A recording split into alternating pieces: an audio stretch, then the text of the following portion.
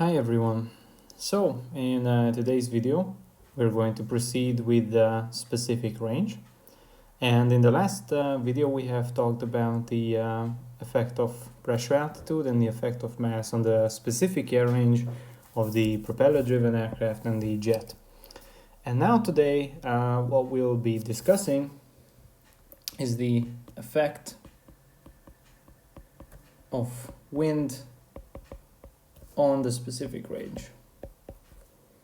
Okay, so since we're talking about the effect of wind on the specific range, let's refresh before we proceed with that the altogether effect of wind on the aircraft, on how it affects the true airspeed and how it affects the ground speed.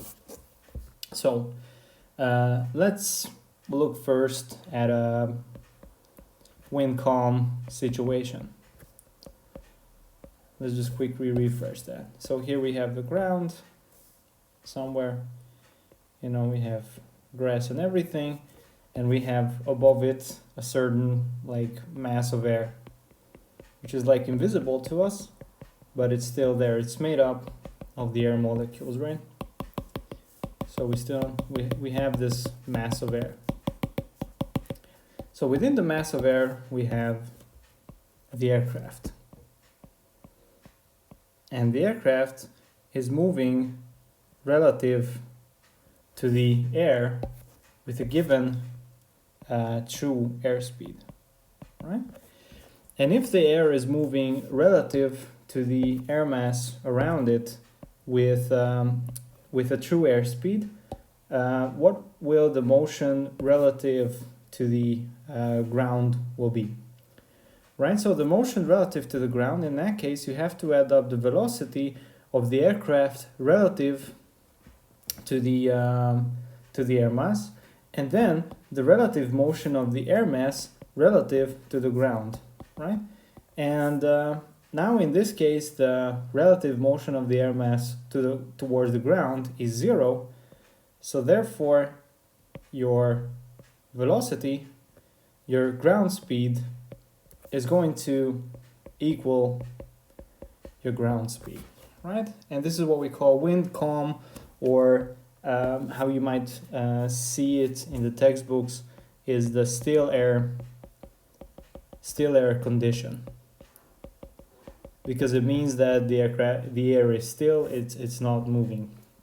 And you will see when we begin practical fly that this is rarely the case, right? So the second case, let's say, is when you have a so-called headwind.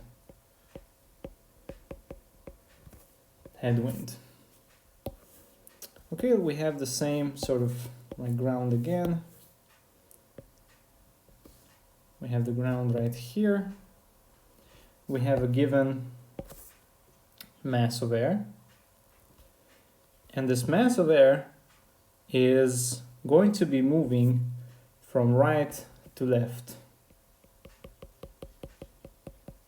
like this, right? So this mass of air with its little particles inside of it is going to be moving from right to left, and we have the same little airplane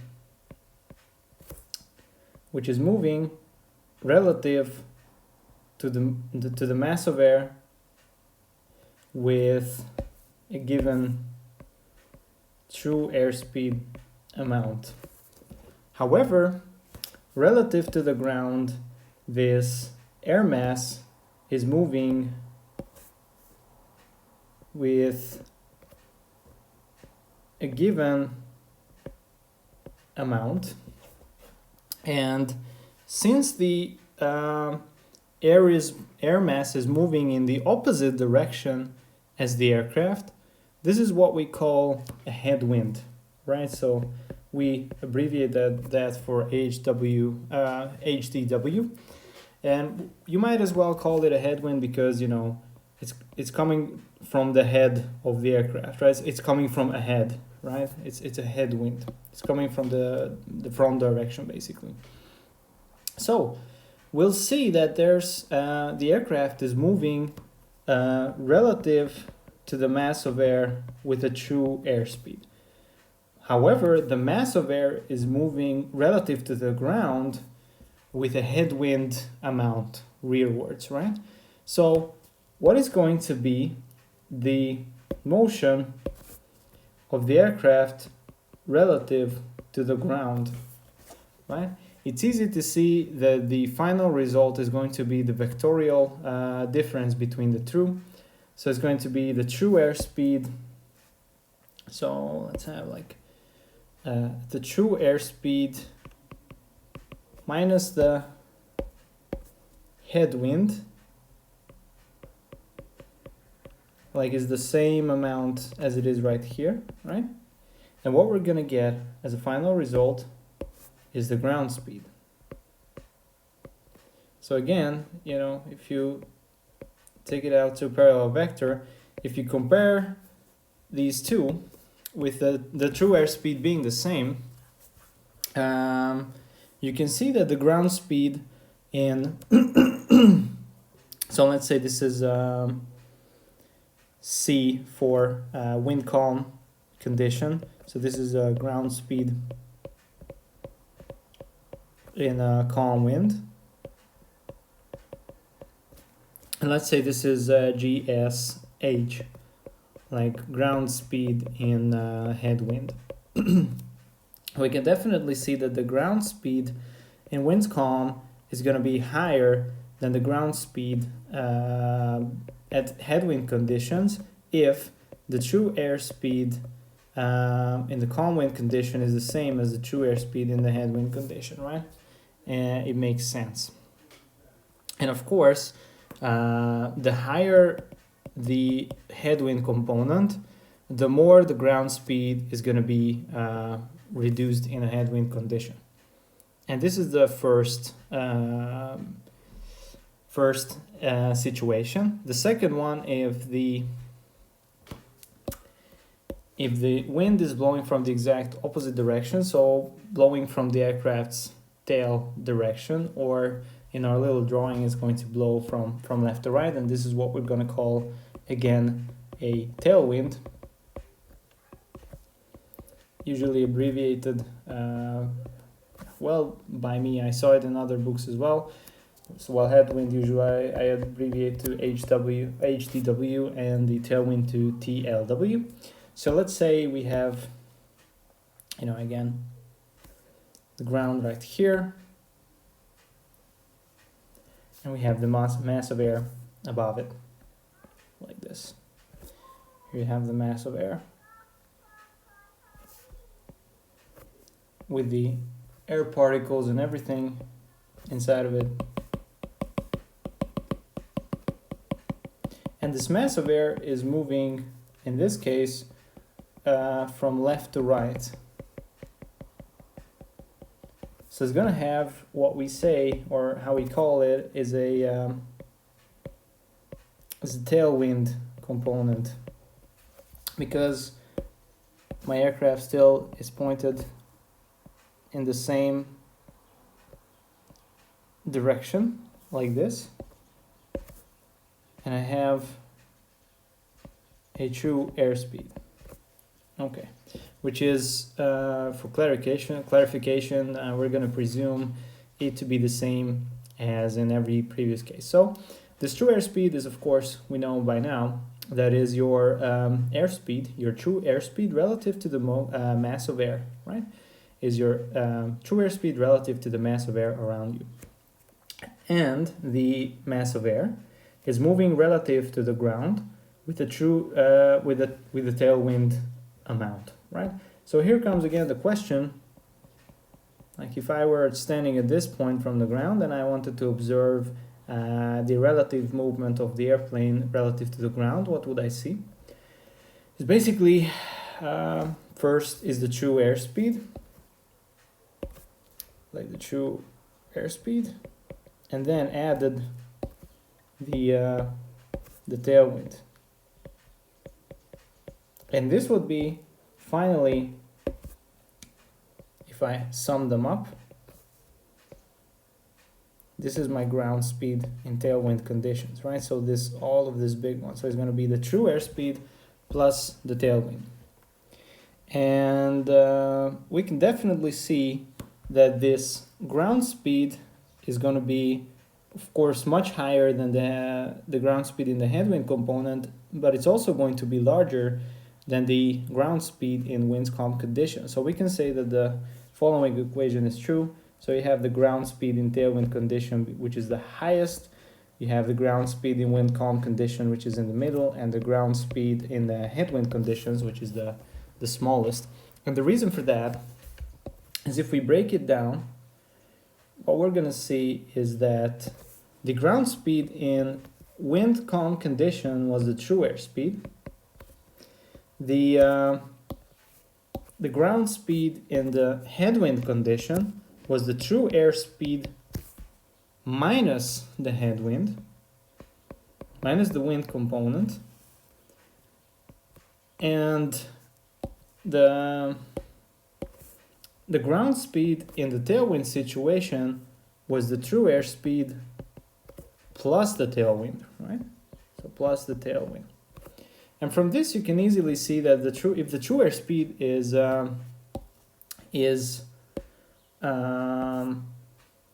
the same for all cases, is the same number, and we can also say that the tailwind and the headwind are both larger than zero numbers. So it cannot be, because of course, in that case, if you had a negative tailwind, that would be a headwind, and vice versa. If you had a negative headwind, that would be a tailwind. So we don't deal with those cases. And true airspeed is a constant. In that case, it's very definitely visible that, again, like these are the this is the way these equations look like, right? So again, if you reduce the amount of true airspeed with a non-zero value, with a positive value, that's of course going to be less than its initial value. And then of course, if you have a non-positive value added to your initial true airspeed, is going to increase. And these are the important formulas right here.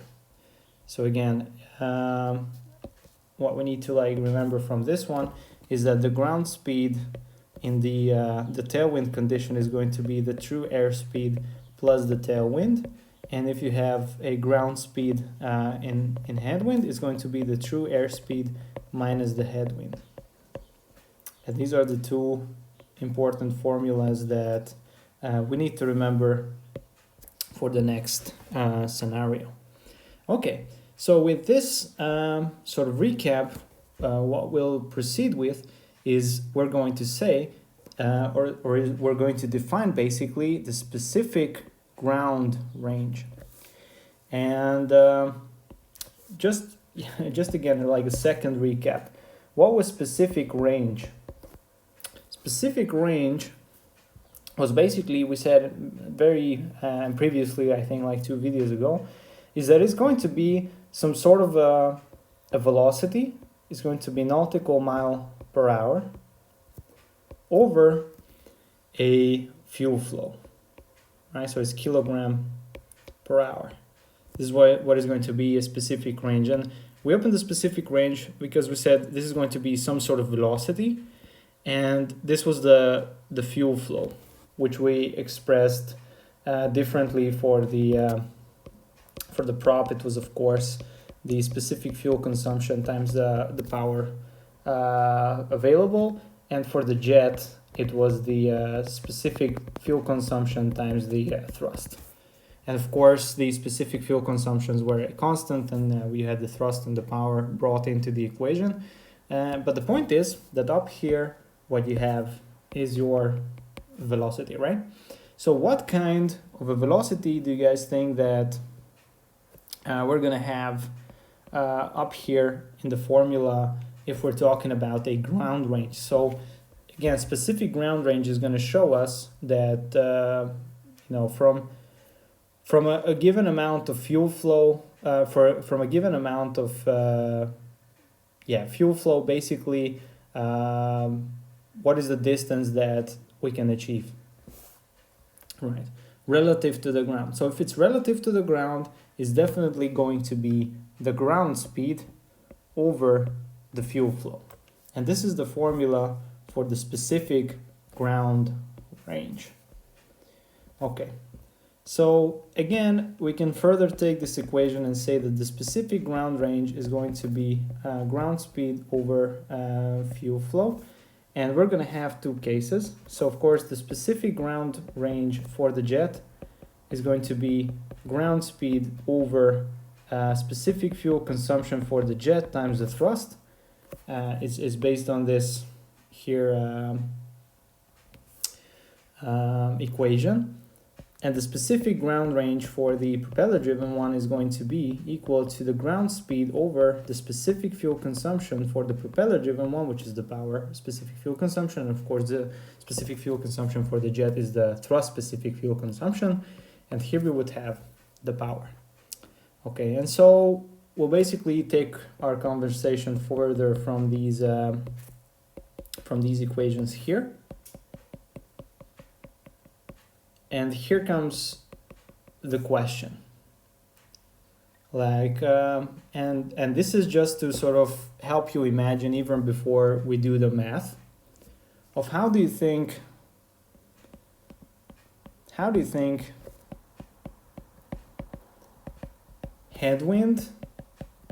and tailwind will affect just one second, affect the specific ground range, right? And it's actually an equation that can be very simply seen, or an effect that can be very easily seen from the equation.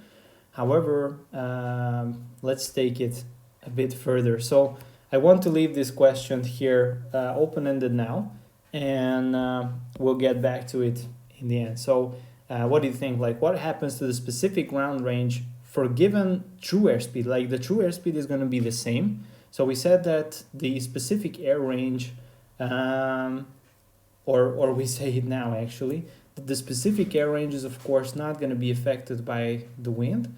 So the way we take wind into consideration for the range is by the specific ground range. This is exactly why we have this equation, because in the specific air range, we had the true airspeed over the fuel flow, and the true airspeed is not affected by wind.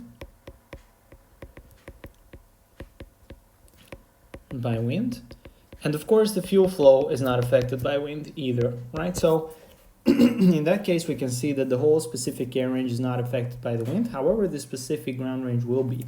And again, the question is, what do you think the effect of the headwind and the effect of the tailwind be on the specific ground range? Okay, so now everybody has made his or her bet.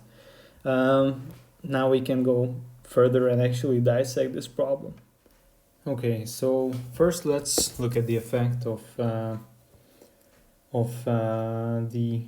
jet. So let's look at the specific air range for the jet, and let's examine first the case of the headwind. Okay. So, as we said, the specific ground range for the jet is going to be the ground speed over with the fuel flow, right? So ground speed over with the fuel flow, and therefore the fuel flow we can make equal to, just like we did previously, with the specific fuel consumption for the jet, which is a thrust specific fuel consumption times the thrust, right? And because we're generally speaking talking about the cruise condition, we're going to make this equal to the drag. But that's not the point. Let's examine first the case of the still air condition. So on still air condition, the specific ground range is going to be equal to the ground speed over the specific fuel consumption of the jet times the thrust, right? And what is the ground speed equal to in still air condition? It's going to be equal to the true airspeed, as we saw earlier in this video, because there is no movement of the air mass relative to the ground, right? So we're going to substitute here for the true airspeed over the specific fuel consumption times the thrust. And by formula, we know that the true airspeed over the specific fuel consumption times the thrust is going to be equal to the specific air range, right? And this is the case of the still air condition. And now we'll examine the effect of the actual headwind. If you have a headwind compared with the still air condition, you're going to have a specific ground range, which is going to be the ground speed over, again, with the specific fuel consumption for the jet times the thrust. So what we can do to further this equation is what we're going to say that this is 1 over specific fuel consumption for the jet times the ground speed over with the thrust generated, right? And we're going to see, we usually presume that the specific fuel consumption is a constant for our discussion. And we're going to see that because it's a cruise condition. So in cruise condition, what we know is that the thrust is equal to the drag, which is generated, so the ground speed over with the drag, basically. And what we're looking for is basically to maximize this one. But before we do that, before we go ahead and maximize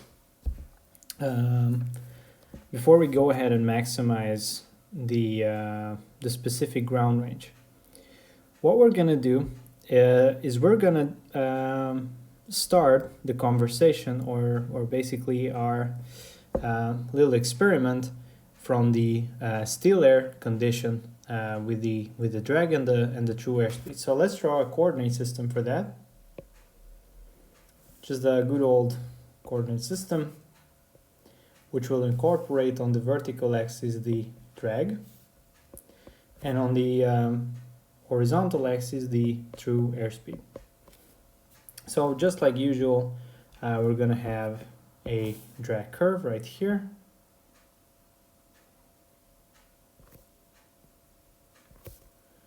So here you have your drag curve. Okay. So from the true airspeed coordinate system origin, so the normal coordinate system, let's draw a tangent, because we will know that at this specific true airspeed, we're gonna have the smallest angle, and we'll call this alpha c. So this is going to be the angle for the for the drag over the true airspeed. So therefore, this value right here, so from the origin until this point, this is going to be the true airspeed for this given point. Okay, and this is the angle, right? And it's the smallest angle, because what we're doing here, generally speaking, is that this alpha angle is going to be corresponding to the tangent of the alpha angle, which is the drag over with the true airspeed, right? So, which is basically the inverse of the true airspeed over the drag. So the smaller this value is, and therefore the smaller the angle, the larger the true airspeed over the drag is going to be, and therefore the larger the specific range is going to become. So we're gonna do a little bit of trick here, and we're gonna say that this white coordinate system is going to be our still air coordinate system.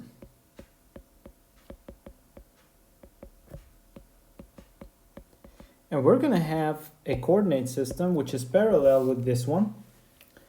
So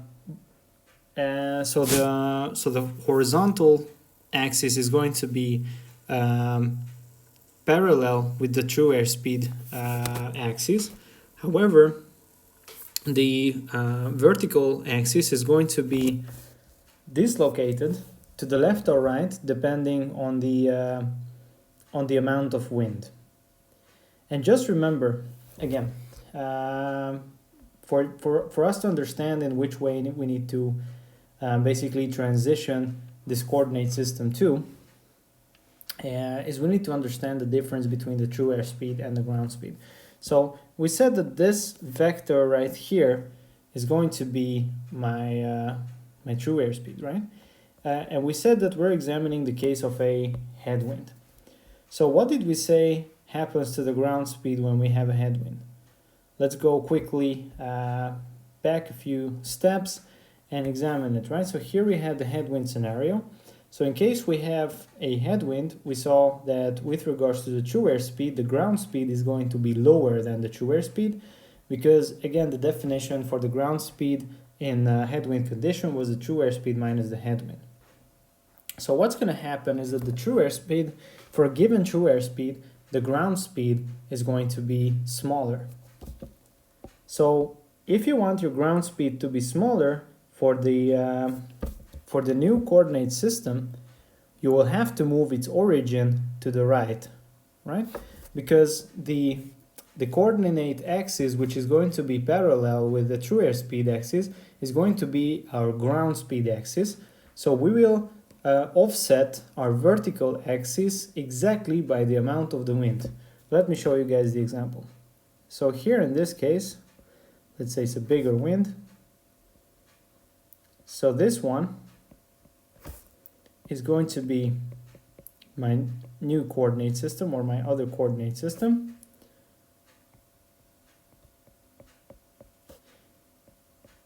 And these are basically parallel. So I drew it a little bit below it, but the distance between the two is like infinitely small. These are actually parallel. I just drew it in such a way so that it's visible. That is, it's parallel with the true airspeed, and this is going to be our ground speed coordinate system basically. And here we have drag, and this we'll call the wind coordinate system.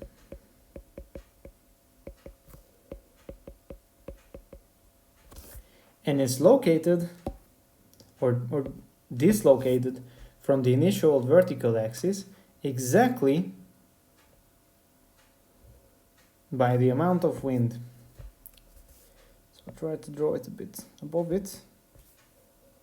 So this here is exactly the amount of headwind that we have. Actually, let's draw it below it. So headwind. Right. So here is your initial point. Like we're talking about this point on the drag curve, right? We're talking about this point right here. And the drag curve is not going to move anywhere. It's going to remain in the same position. So if I pull basically a tangent from the origin of my wind coordinate system to the same point. So I want to connect the origin of my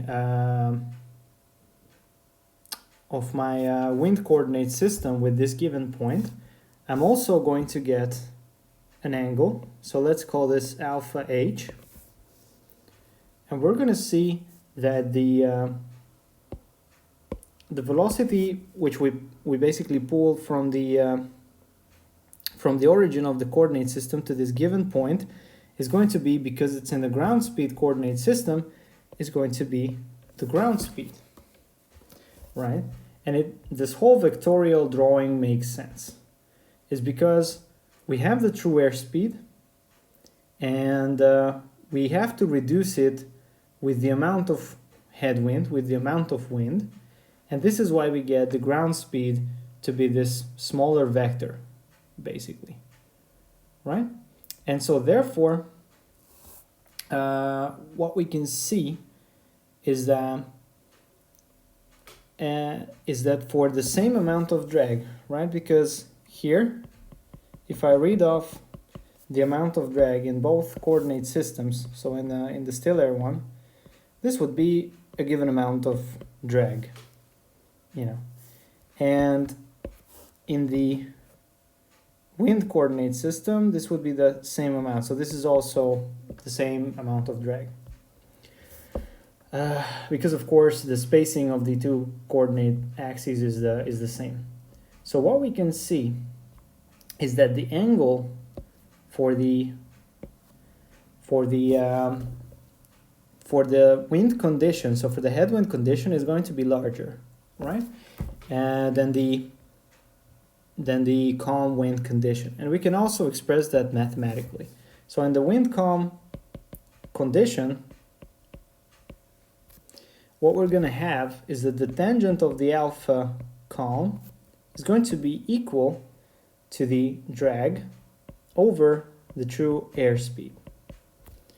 And in the wind condition, we're going to have, so headwind, we're going to have the tangent alpha headwind is going to be equal the drag over the ground speed. And since the true airspeed is larger than the ground speed, because we have a headwind, we can see that the drag over the true airspeed is going to be larger. Sorry, it's actually smaller, right? Because the true airspeed is larger, so therefore the entire expression is going to be smaller than the drag over the ground speed, right? Because the ground speed is smaller, so therefore the entire expression is larger. So therefore we can see that the true airspeed over the drag is going to be larger than the ground speed over the drag. So therefore, if the specific fuel consumption for the jet is a constant, what we can find from this one is that the specific air range is going to be larger than the specific ground range in headwind conditions for the jet. And this is the final verdict here, that the specific air range is larger than the specific ground range, or, in other words expressed, the specific ground range is smaller than the specific air range. So it's the same airplane traveling with the same true airspeed relative to the air. However, because of the headwind, your specific ground range is going to be smaller than what you could achieve in stellar conditions. I think this makes sense, even if you just look at the initial formula, right? So it's ground speed over the fuel flow. So the fuel flow is not really influenced by the wind, basically. So if you have a headwind, your ground speed is going to reduce, and therefore your specific ground range is going to reduce. However, we had this whole sort of discussion with the secondary coordinate system to be able to figure out where the maximum specific ground range is going to lie, right? And this is what's going to be even more interesting than this discussion. So we need to find the specific ground range for the jet, and we need to find the maximum of it. So the way we do that, we need to calculate, so the specific ground range for the jet is going to be the 1 over specific fuel consumption for the jet, which is going to be a constant, and then again ground speed over the thrust. And because we have cruise conditions where we presume the thrust to be equal the weight, so we're going to have 1 over specific fuel consumption times the ground speed over the drag. Right on. Okay, so what we see in this equation is that we need to optimize the ground speed over the drag. So let's start the discussion from the same initial conditions. Is that we have the drag curve, we have the true airspeed coordinate axis, so much like in the previous one.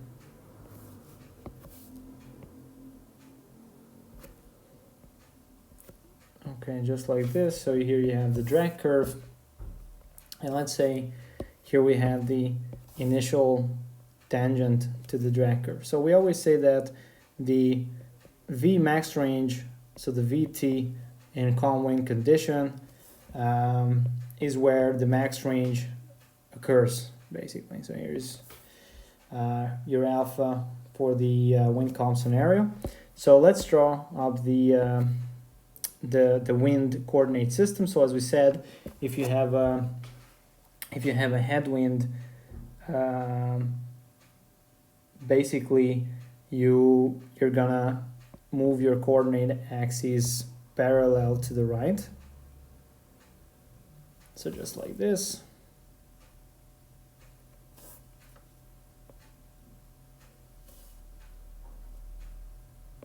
And we're gonna have a ground speed axis.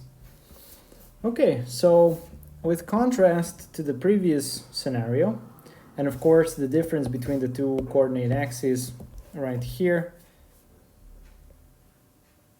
is the amount of headwind. All right. Okay, so what we can see from the, or where we can find the maximum specific ground range is where the ground speed over the drag is highest, right? So what we're looking for is we want to maximize the ground speed over the drag. What that means is we got to minimize the drag over ground speed. So we're also going to see that the alpha angle is going to be the angle between the vector from the origin of the wind coordinate system to the to a specific point in the drag curve and between the horizontal axes, right? But essentially what the angle is going to give you for any given point, so for example for this one, is again the angle between the vector from the origin of the coordinate system to the point and between the horizontal axes. But that's not really the thing we're interested in. We want to be interested in the, actually we can keep this right here.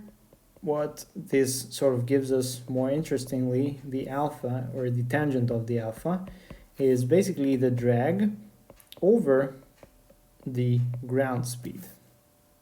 So the drag over the ground speed, right? So this is what it sort of gives us. Okay, so what we need to do, and this is the expression what we're looking for right here. So we want to minimize this value. So therefore that means that we've got to minimize the tangent, which means that we have got to minimize the angle as well. So we're looking for that min. Okay, so where does that occur from the new coordinate system or the wind coordinate system? Very conveniently is going to occur in the new tangent, which is just a little bit higher speed than the previous one. Maybe on this one it would have been more interesting. Yeah, so in this case it's a bit higher speed because the amount of wind was larger. But what I wanted to point to you is that we'll see that the max range speed with the headwind condition is going to occur at a higher speed, and also the angle is still going to be larger. So the angle for the headwind condition is also going to be larger.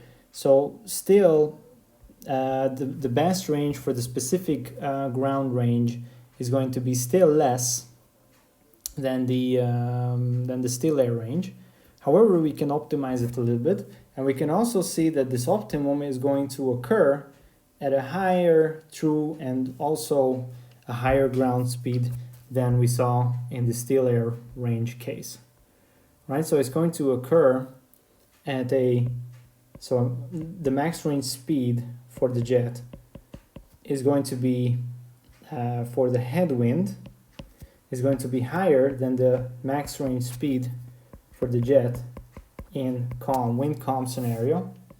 So if you have a headwind, you need to increase your speed both in true airspeed and both, therefore, of course, both in true airspeed regards to get the better specific ground range. But the best specific ground range is still going to be less than the specific air range, than the best specific air range, of course, in case of a headwind. Okay, so now let's look at the effect of the tailwind on the specific ground range. So in this next one, we're going to have tailwind. So the specific ground range, as we saw earlier, is going to be the ground speed over with the fuel flow. And we're still, of course, talking about the scenario for the jet, right? So this is going to be the fuel flow for the jet. So even without thinking further, like in the previous case, if we just wanted to examine just the effect of the tailwind, we could definitely see just from this equation, by knowing what happens to the ground speed in case of a tailwind. And now here comes the question, like what happens if you have tailwind? Of course, we can go back to what we discussed initially in the video. So in case of a tailwind, the ground speed is going to increase by the amount of the tailwind, right? So ground speed in case of tailwind is the true airspeed plus the amount of the tailwind. Okay, so in this case, it means that this ground speed is going to, of course, increase, which is going to increase the amount of the specific ground range. However, let's just quickly examine that with the help of the diagrams. So actually I'll move this whole thing a bit to the right so that we have enough space. So we're going to use the same logic as before. We're going to have a still air coordinate system with the true airspeed, and we're going to have the drag depicted on this diagram, so like this.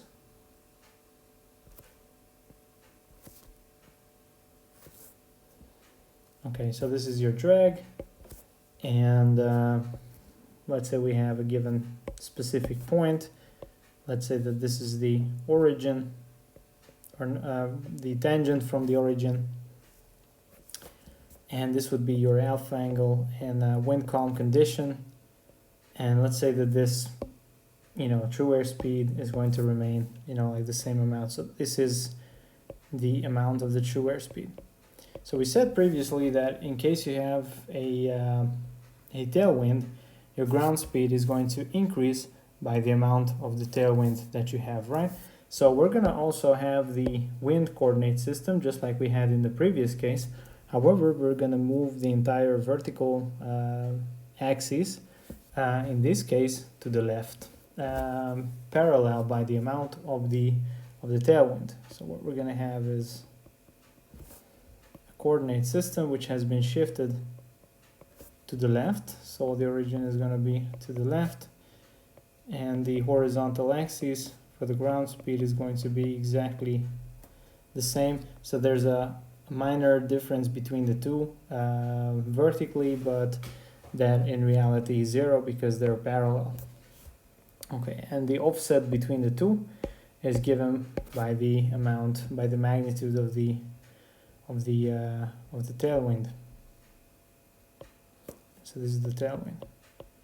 Okay, so for this spot right here, what we're gonna see is that the ground speed corresponding to this point, by maintaining this amount of true airspeed, is from the origin of the wind coordinate system to this point, right? So this one would be your ground speed. And this pretty much makes sense, right? Because we have the true airspeed, which is which comes from the motion of the relative motion of the aircraft inside of the mass of air, and we have the tailwind, which is the relative motion of the mass of air relative to the ground. And now we're examining the relative motion of the aircraft relative to the ground. So therefore, we begin from the wind coordinate system's origin, which is the orange one, and we examine the same exact point as we had for the true airspeed, right? And we're going to pull the tangent to this same exact point. And what we're going to see again, or not again, in this case, is that the alpha headwind is going to be smaller. And what is the reason behind that? Let's look at this. So here, if we read off the value for the drag from both coordinate systems, we're going to get that, this is a given value for drag. And, since the units are uniform on both coordinate axes, this is also going to be the same amount of drag. And therefore, what we can say is that the tangent for the alpha headwind, or let's say the calm wind situation, is going to be the drag over with the true airspeed. And we're going to have, like, this is the wind calm condition, and we have the tailwind condition, where the tangent of the alpha tailwind, sorry, here I wrote H, it's really a T, right? So it's a tailwind, alpha for the tailwind. It's going to be the drag over with the ground speed. Okay, since the drag is a constant in both cases, because we're on the same point for both cases on the drag curve. So therefore, we can also see from the diagram that the ground speed is going to be higher than the true airspeed, right? So in that case, the denominator for the tailwind condition is going to be larger, so therefore the tangent is going to be less. So what we can say is that the tangent for the alpha calm condition is going to be larger than the tangent for the tailwind condition. And therefore we can also say that the drag over the true airspeed is going to be higher than the drag over the ground speed. So therefore, if the specific fuel consumption is a constant, in that case, well, let's just not hurry actually that far. This is also going to be important, but right now what we're just going to look is the inverse. So in that case, the true airspeed over the drag is going to be actually less than the ground speed over the drag. So, and here's what we said previously comes into hand, is that the specific fuel consumption for the jet is going to be presumed to be a constant. In that case, we will see that the specific air range for the jet is going to be less than the specific ground range jet in case of a tailwind.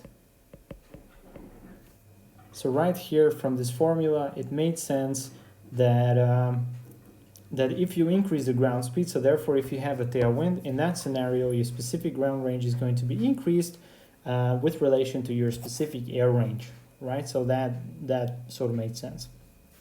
Okay, now let's examine what happens with relation to the specific air range. So where will I find the specific ground range maximum? This is the question. So specific ground range for the jet in a tailwind situation, where is it going to be max? So the formula for it is of course the same. So we have the ground speed over the specific fuel consumption times the thrust, which we can separate into two parts. So 1 over specific fuel consumption times the ground speed over the thrust, right? So the 1 over the specific fuel consumption is going to be a constant, because we presume it to be so. We can say that it is more or less constant for a given pressure altitude. Okay, so ground speed over the thrust, because we're in cruising condition, we're going to presume that the thrust is equal to the drag. So we can substitute that. So it's going to be 1 specific fuel consumption for the jet times the ground speed over the drag. And this value right here is what we're looking to maximize, right? And so therefore, from this one, we can say that we want to find the ground speed over the drag, where is its maximum. So therefore, we're going to look for the drag over ground speed minimum. And again, for this we need to draw the diagram which we had previously, or a very similar one.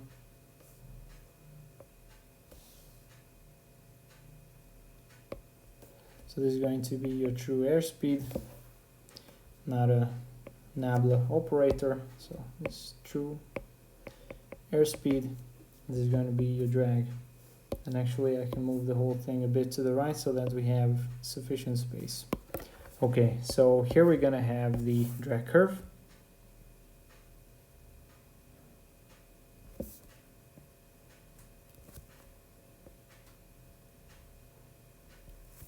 So here we have the drag curve, and from the initial condition we pull the tangent from right here. Well, a bit more beautiful one. So like this, here we have the tangent, right? And this was the alpha wind calm condition, and this is your VT for wind calm condition. Okay, so what the next step was previously, in case of the tailwind, we moved the wind coordinate system to the left by the amount of tailwind. All right, so we moved it to the left by the amount of tailwind. Or actually, let's put it beneath its tailwind. And this is going to give us the wind coordinate system. So here we have the vertical axis.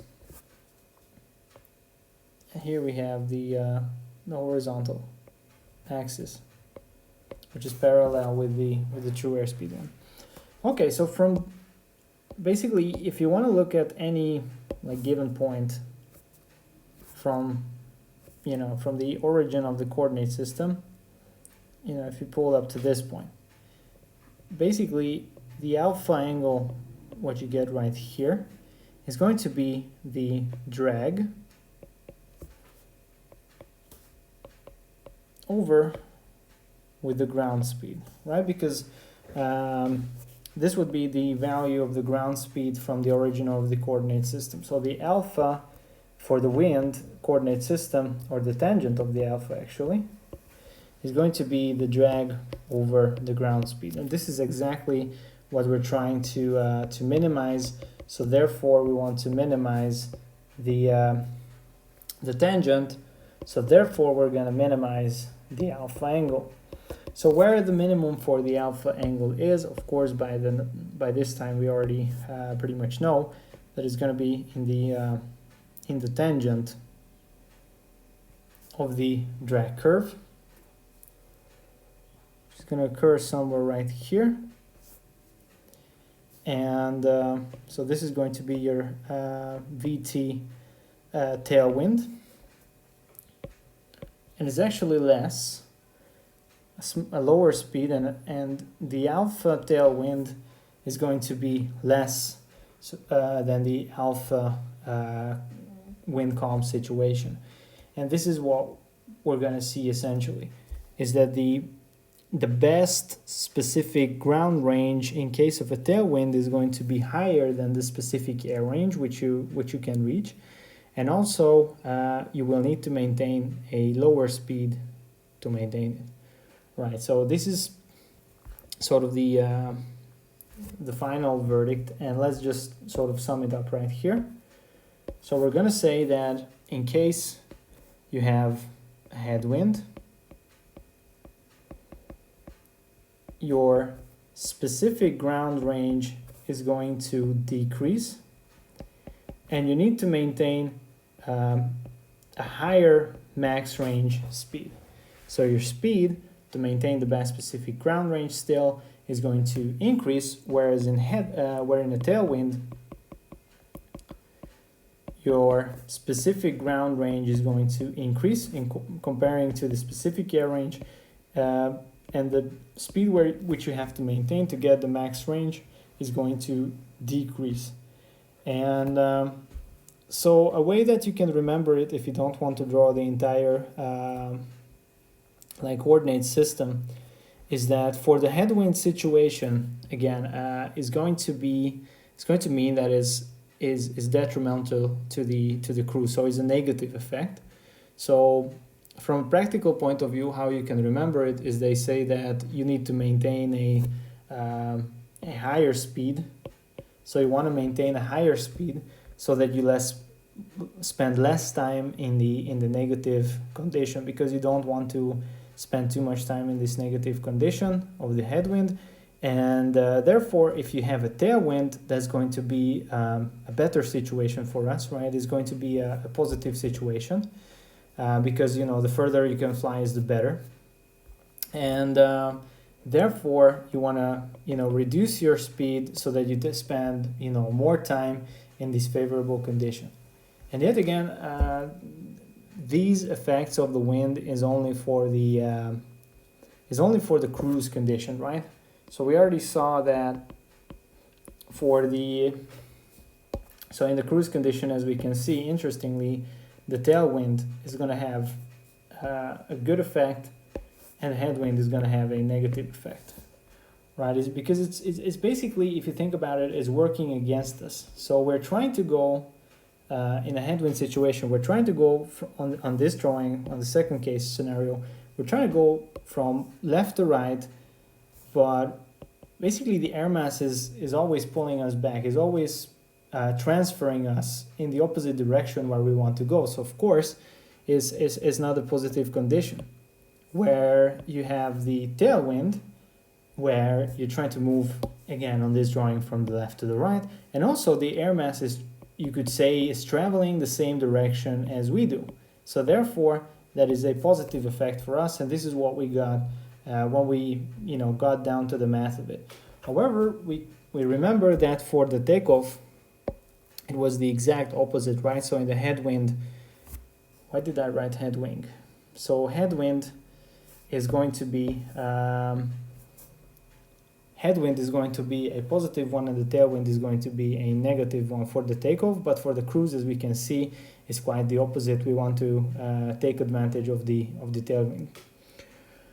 Right. So for the propeller-driven one, it's going to be the same effect as you had for the jet. So you're going to have the same effect, and you're going to get to the same exact conclusion, right? And the proof of this one is up to the student. Okay, so in the upcoming basically part, we're going to talk about choosing the optimum altitude for the jet a little bit, and I'll try to show you guys a little bit more of a practical example of how they would use this in a real life scenario. So interestingly, if we recap what we've learned, or basically the optimum conditions for the cruise, we saw that from the effect of pressure altitude, and especially for the jet, we saw that from the pressure altitude point of view for the jet cruising. Basically, the requirement was as high as possible,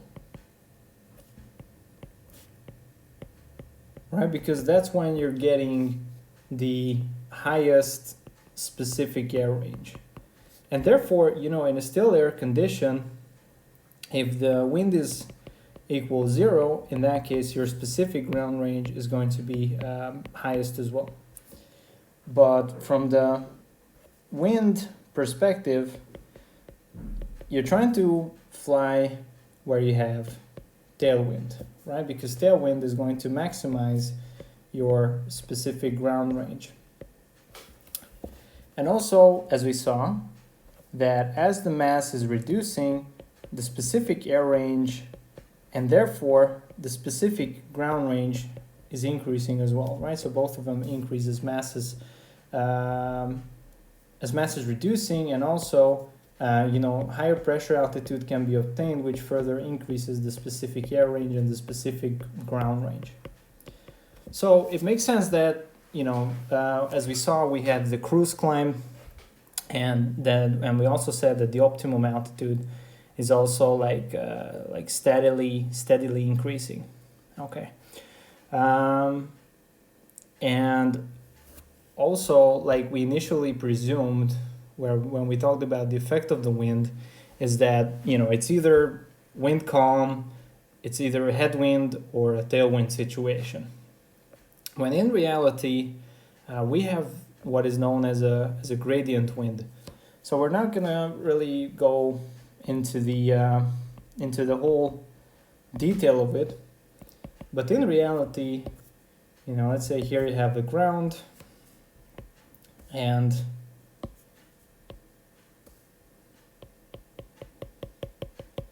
and of course pressure altitude is increasing in this direction, and you have a layer of air mass, which is moving, with a fairly small amount of velocity in this direction relative to the ground. And then we could have again a higher layer, or a layer which is higher, which is moving faster in this direction. And then usually what happens under normal circumstances, because the friction layer of the Earth, sort of the boundary layer, is that as you move higher, the speed is starting to become stronger and stronger. But then sometimes what we have is what is known as a jet stream, which is a mass of air which is stronger in one or the other direction than the winds around it. So maybe you have a really strong wind in this direction. And then after that, at a higher air mass, you might have, again, wind which is pointing in this direction. And this is an extreme example, but what you could also have is like fronts moving, which would change the direction and the velocity of the air mass.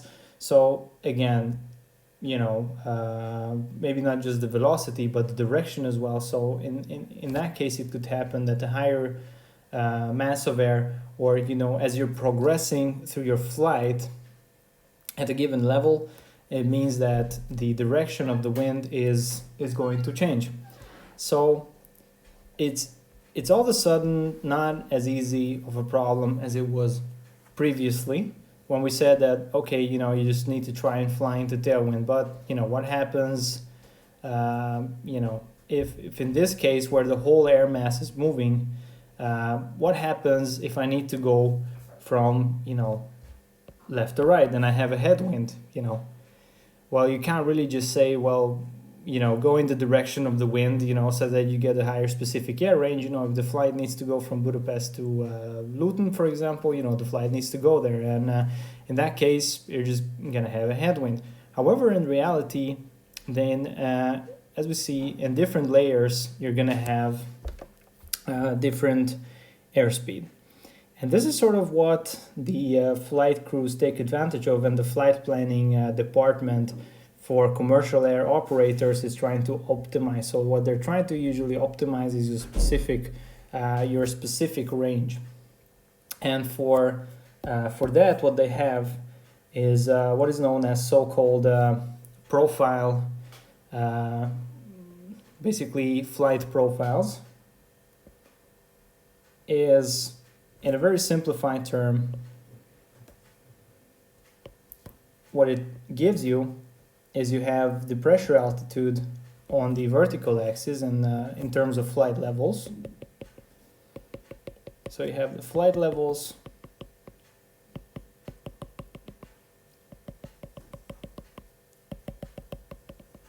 and you know it's increasing as you go vertically up, and you have destination or departure aerodrome, and you have a destination aerodrome.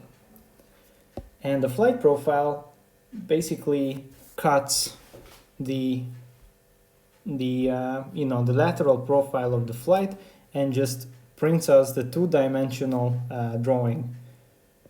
For example, from here we would just start to take off. We climb to a given altitude, and from then on, we just maintain this altitude.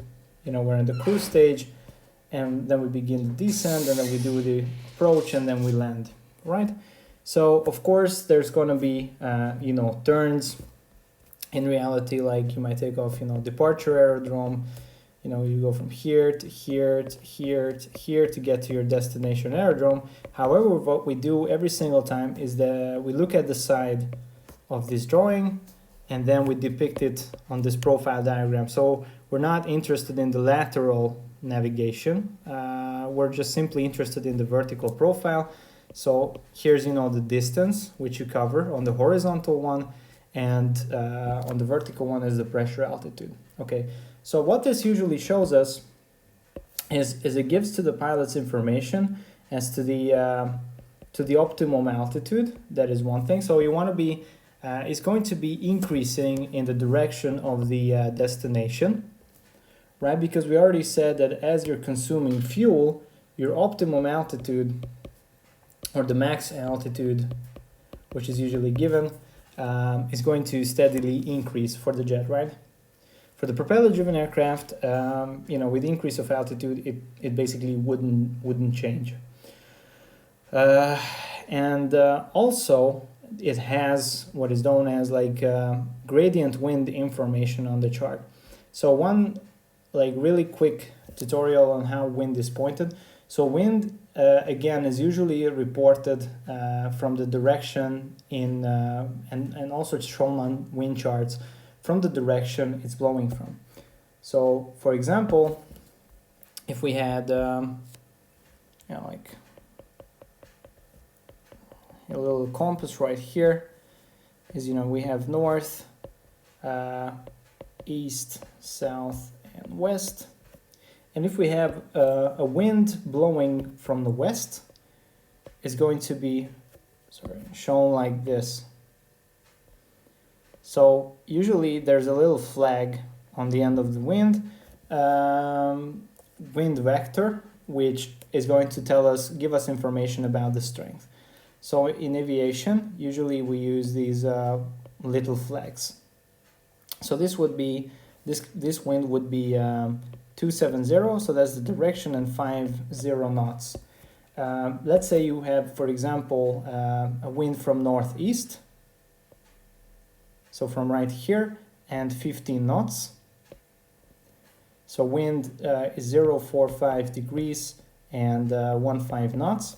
So usually how it's depicted is the small stick, basically at the end of the vector is 5 knots. If you have a long one, that's 10 knots. And if you have a flag, that's 50 knots. So what is shown usually on this chart is just the headwind or tailwind component. So let's say, you know, there are given points on the chart for every single point. I'm not gonna like draw the whole thing, just a couple of them.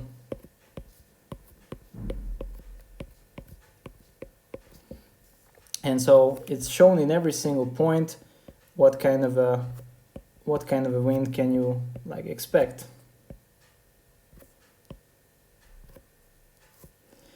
Actually, let's put a little bit of trickery in here.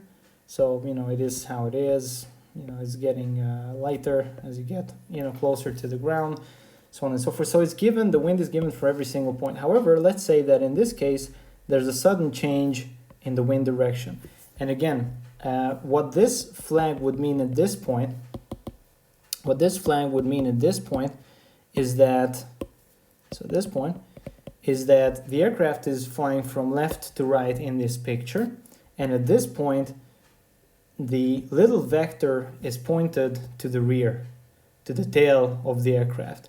It means, or the tail of the direction, it means that there is a tailwind, and we know that this little flag means 50 knots, basically. So we have a tailwind of 50 knots. This one would mean that at this level, you know, at this distance from departure airport, it means that there is a headwind, right? Because the little vector is pointed in the direction of the destination, in the direction where the aircraft is flying towards, right? So, so it makes sense that we want to travel in the tailwind. However, let's say there is like a sudden change in the wind, and at this point, you know, you're getting like 100 knots headwind from this point, and from here you're getting 100 knots tailwind. So a higher altitude would be beneficial, and let's say that here the case is the same, like you have a really strong headwind. In this case, it would mean that, you know, the optimum altitude is actually higher, but you might want to actually fly lower if, you know, if you have winds below you which give you significant increase in the specific ground range because of the tailwind component or the lesser headwind component. So despite the optimum altitude being higher, in some cases, you know, if the wind conditions are more favorable, how the Path Pilot book depicts it, which means that, you know, there's tailwind or much lesser headwind in the layers of air below you, it might make sense to choose a lower cruising altitude. And I wanted to give you guys a few of these example charts. So one you can see right here. So again, the coordinate system is just how we discussed it. So here you have the flight level, so the pressure, altitude, coordinate axis, and on this one, on the horizontal one, you actually have the distance covered. So flight level 310 would mean 31,000 feet, right? Compared to the standard barometric pressure setting, so at the QNH of 1013.25 hectopascal. So what we can see on this chart is that this is a flight from Lima Hotel Bravo Papa to Lima Charlie Lima Kilo, right? So Lima Hotel Bravo Papa is Budapest Airport, and Lima Charlie Lima Kilo is Larnaca Airport. It's in Cyprus. So, and this is your departure airport, and we're flying to Cyprus, which is our destination, and the flight is from the left to the right, right?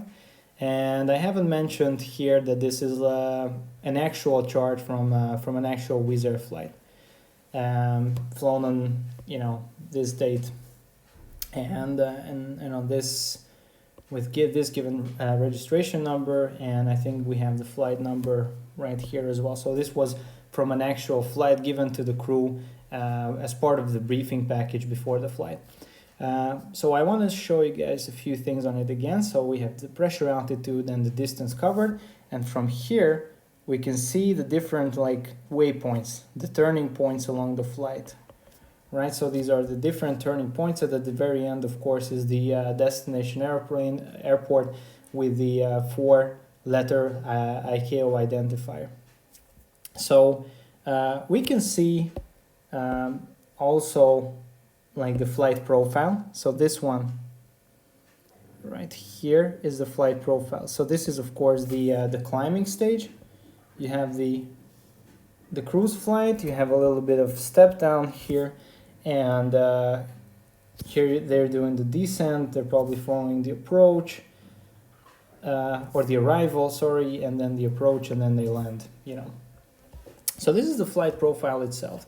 There's a number of information, including one of them is the tropopoles, which is this one, the height of the tropopoles, and you know, it's significant for us for a number of reasons, but these reasons you will mostly learn in meteorology. As you can see, it like significant varies, and it's going to be higher towards the end of the flight. So the reason for that is we're flying towards the south, towards the Mediterranean Sea, and of course the air mass is going to be, so we're flying from usually colder temperatures to again like warmer. This is like the reason why we fly there, right? So warmer temperatures, and you know the air mass is more expanded in this direction. This is why the tropopoles would be higher. But that's not the point. The point is, as you can see, is with this dotted line, as we can see here in the explanations, the dotted line means the maximum altitude. And for us, from a specific ground range point of view, that would be like the optimum altitude as well, right? So it's depicted here like this. Actually, we should use like a maybe darker color. No, that's not even good. So basically what we can see is that very slightly, but this optimum altitude is increasing, right? So we maintain the same pressure altitude throughout all of the flight, but it has increased from basically being altogether, you know, the same at this point. It has steadily increased to this value, but it hasn't given us enough incentive to like jump a flight level upward, because you know this is where we're the closest to it, right? And we can also see like the wind information is at this point. I'll just try to draw over it so that you guys can see it. Is that, for example, at this point where we're cruising, we have this little flag right here. So we have like 2 long sticks and 1 small stick, so therefore that means that this is going to be a tailwind of 25 knots. Let's say right here you would have a tailwind of 20 knots basically. It's very visible that now at the lower layer you only have a tailwind of 10 knots, a tailwind of 5 knots, you know, wind calm, tailwind of 5 knots, and you know the same amount of 40 knot. No, actually this is a 40 knot, and at the upper level you have 45 knots, so it's actually a higher tailwind. So it actually makes sense perfectly to remain at this cruising altitude, because you have both better tailwind and you're much closer to the optimum altitude, you know, than on the lower layers. Let's take a look at another, a bit more complicated example. This was our way back. So again, we have the same coordinate system. So the vertical profile, or the vertical coordinate axis, is the flight level. So it's the pressure altitude from our point of view, and the horizontal one is actually the the distance covered. However, this case is a bit different from the point of view that we're flying on the diagram from right to left. And again, this is the way back, because you can see that the departure is Larnaca Airport, so Lima Charlie Lima Kilo, and the destination is Lima Hotel Bravo Papa. So we need to sort of look at the drawing from right to left. So we're going in this direction, and it's it's very important to notice this because, again, the wind is, how we basically understand the wind is going to be different, right? Because headwind or tailwind is just simply a matter of where the aircraft is headed, where we're flying towards, right? So again, we have the flight profile, which is the thick one, so we have the again, we take off, we have the climb stage, we have the cruise stage, and it's very interesting that we have initially here a higher altitude, then we're gonna have like a lower altitude, and then we're gonna cruise at a lower altitude, and then we're gonna climb back up, and then we're gonna descend, and this is gonna be our flight profile. And let's take a look at it, let's take a closer look. So again, we have the tropopause, which is, you learn more about in the in meteorology and why it's important. We can see the opposite effect, or the same effect from that regard, is that it approximately looks like this. And of course, closer to the Mediterranean, it's going to be a higher temperature, so of course the tropopause is going to be higher. And as we fly up to the north, the mass of air is getting colder and colder, and therefore the height of the tropopause is going to be less and less. Okay, but what we can see, interestingly speaking, is that the optimum altitude is up here. And we can definitely see that, it's continuously increasing. So therefore, we're not even close to the optimum altitude. And why do you think the reason for that is? So what we can see here is that we initially climb up to approximately flight level 340, because here you have flight level 350, so therefore you would have flight level 340 approximately here. And what's the reason? You want to stay like relatively close to the optimum altitude, which is the green one, right? However, what we see with regards to the wind, what we see is that we have headwind, right? Because the aircraft is flying from left to right, and the wind is blowing from this direction, so from headwind direction. So we have a headwind of around 10 knots. At the lower layers below it, we have approximately 5 knots of headwind, so it's a bit lesser. However, that would be much further away from the optimum altitude, so we don't go there. However, later on, what we can see is that here is going to get a little bit stronger, the headwind, whereas here it's starting to reduce. You have wind calm, and you still have here like 10 knots of headwind. So what the planner decides to do is to just put a step descent here, and we're actually getting further away from this optimum altitude. We were right here at this point, but now we're getting further, and we're just maintaining this flight level approximately 320, which is a fairly low altitude if you look at the maximum altitude being much higher. And you can see that actually the headwind component is much less down here, so is only 5 knots, whereas up here what you have is like 25 knots of headwind. Here you have 15, and here you have 5 knots, and here it actually turns into a small tailwind at this point.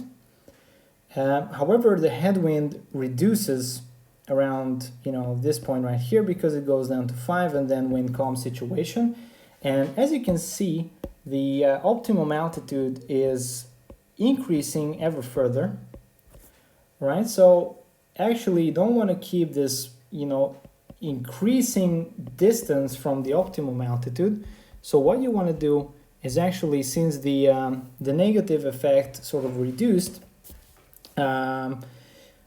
you can actually go back up and use the advantage of the higher altitude for your gains, right? So up here, still again, you're gonna get a little bit of headwind, so 10 knots of headwind, but after that it's gonna be calm. But if you were maintaining a lower altitude, you know, you would get much further away from the optimum altitude, and therefore reducing your specific air range quite substantially. And you know, they hold this altitude approximately until the top of descent, where they actually do the descent. So this cruising gameplay is pretty much a large optimization between these two things. So the one requirement is that your optimum altitude is actually like continuously increasing, and you always want to be, you know, as close as possible to it. And this is a very favorable condition, you know. But of course, the flight is not as long as for us to have like a whole lot of step climbs in the way. Like for example, you would see in case of a long haul flight, where this one is more substantial. However, you can see here that at this stage of the flight, they plan the descent probably because, you know, the more favorable or the less negative conditions or of the air mass, which was below the initial or the optimum flight level, right? Because you've had a strong headwind in this case. You've had a bigger headwind around this area than you would have down here. So the planner chose to send us to a descent at this point to take advantage of the lesser headwind and even a little bit of tailwind component towards the end of this air mass. So as you can see, again, is a bit of optimization between the two processes.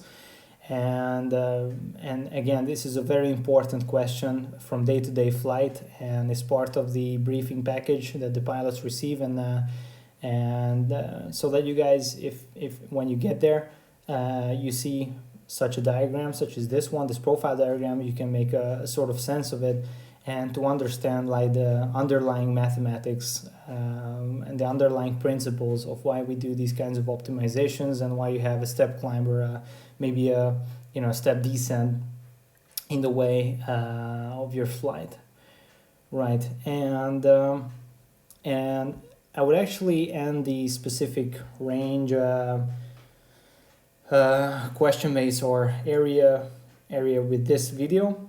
So yet again, what we saw is that the specific range for the jet was basically going to be higher for higher altitudes, and as mass was reducing, the optimum altitude was increasing. And of course, if you have a tailwind, is more favorable for the specific ground range, because it's going to increase the specific ground range, and you need to fly slower compared to the still air condition in a tailwind to take advantage for the positive effect for a longer time. We could say that this is a way to sort of remember it. And if you have a headwind, that's of course going to be that's going to have a negative effect altogether on your flight, on your specific ground range in the cruise. And so therefore you would need to fly at a higher speed to spend as little time in this negative effect as possible. And again, in real flight planning conditions, you would try to balance these two conditions, where the optimum altitude would still be increasing, and the winds aloft would change the gradient wind, and so therefore sometimes it would be advisable to take a lower than the optimum altitude to take advantage of the lesser bad, or maybe the better wind conditions at air masses which are below your optimum flight level. For the propeller driven one, the effect of the wind is the same. However, what we had a major difference in, and the effect of the mass is of course the same. So therefore, a higher mass aircraft is going to have lower specific air range, and as basically your mass is reducing, you could actually as your mass reduces, you're going to get a higher specific air range. However, as we saw as well, for the propeller-driven aircraft, the pressure altitude has no significant, benefit. So therefore, usually it's not going to be best for a propeller-driven aircraft to fly at high altitude. So usually this is why you see turboprop and you know, even more dominantly the piston engine propeller-driven aircraft cruise at much lower altitudes than, for example, the jets, which are more efficient at higher altitudes. Okay, so this was it. We'll continue in the next video with the endurance. So stay tuned for that, and I'll see you guys in the next video.